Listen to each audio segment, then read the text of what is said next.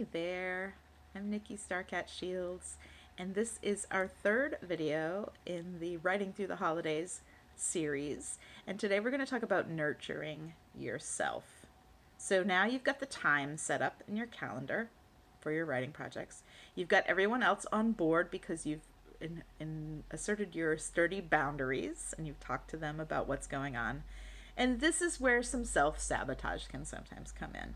So, no shame about that. We all do it, professional writers included.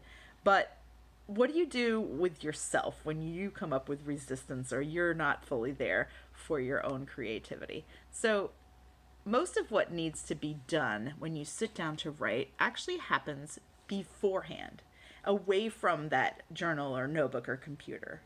So, what do you really need to have in place for yourself to make this happen? There are a bunch of different things. So, one would be sleep. You're still going to need 6 to 8 hours of sleep per night. It's getting dark early this time of year. That's going to make you maybe extra tired. Remember to get good sleep. If you have trouble sleeping, reach out for support with that. Exercise. So it's cold outside. Maybe you're not walking as much as you were, but don't forget to do your stretches. And if you can do more than that, do it. Do yoga, do Pilates, dance around the kitchen to crazy holiday music. Take a quick walk in the brisk cold. Remember to move your body. That's really important. Good food.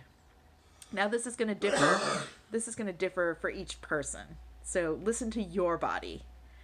Distinguish between cravings for junk food and then what's good food for you. Drink your water. Drink more water. Maybe drink some tea. Eat your vegetables and basically just do those things that you know are good for you and your body.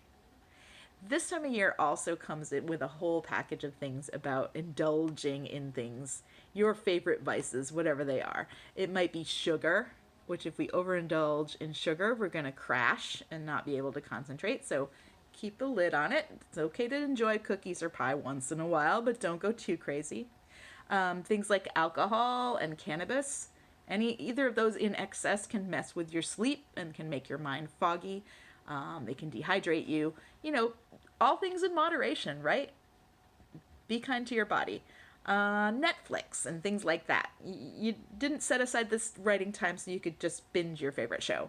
This is a good time to set a timer for yourself. So you do have entertainment time. Do your writing before you go into that mode. Sure, watch Netflix, but not on your set aside time for creativity. Treat your writing like it's a paid job, and then have other times when you're doing recreational show watching or input from other sources. And that can be, social media as well. And moderation.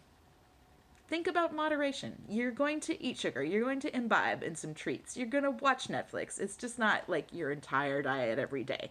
So just make sure there's some nice moderation in there. Having a clear mind is important for when you sit down to write. This can be achieved by different things for different people: prayer, meditation, visualization, study, useful practices that really help you focus. And that way your mind is prepped and ready to go when you sit down to write. So taking little baby steps towards this is important. This is kind of a version of visualization. You can keep a huge task like writing a book from being overwhelming by breaking it down into little steps. So instead of I'm going to work on writing my book, you might say list out the steps, turn on the computer, open the Microsoft Word app or whatever you use, search start here so you can pick up where you left off, and then start writing about whatever your notes say you need to do next. Write maybe, have a small word count goal. I'm going to write 500 words or 200 words. And then write these directions out for yourself. And then, just do them in order. It's kind of like having a dress rehearsal, writing them out and then doing them. And there's one other really important self-care practice during the holidays that we haven't talked about yet. And this one is pure gold. And we're going to talk about it in the next video. So please tune in next time. I'm Nikki Starcat Shields. Thanks for being with me.